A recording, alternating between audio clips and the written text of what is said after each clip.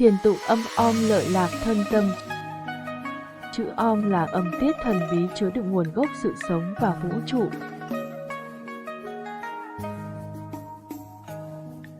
Ý nghĩa chữ om trong Phật giáo, om tượng trưng cho Atman, linh hồn, Brahman, sự thật, là lời nói của chư Phật, chứa đựng tất cả những sức mạnh của tâm thức và Phật tính, giúp tập trung ý niệm và trí tuệ, là âm thanh của quy luật nhân quả.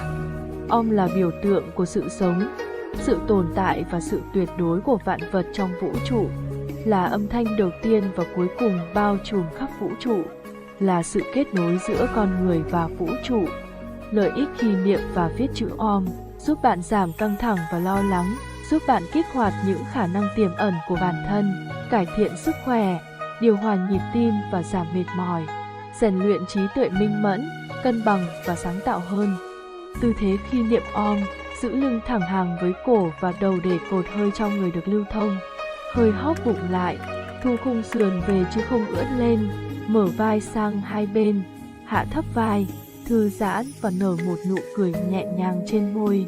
Hai tay bạn có thể để ngửa hoặc úp thoải mái trên đùi. Cách niệm om, tách om thành 3 tâm tiết A, U, M.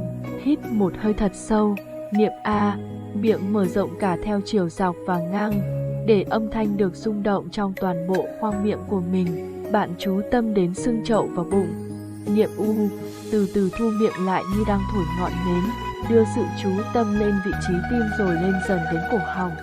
Niệm M, mím môi lại và cảm nhận âm thanh ở khu vực đỉnh đầu. Bắt đầu thở ra ở âm A và kết thúc ở âm M. Bạn đã sẵn sàng. Hãy cùng tĩnh tâm và thực hành hàng ngày nhé.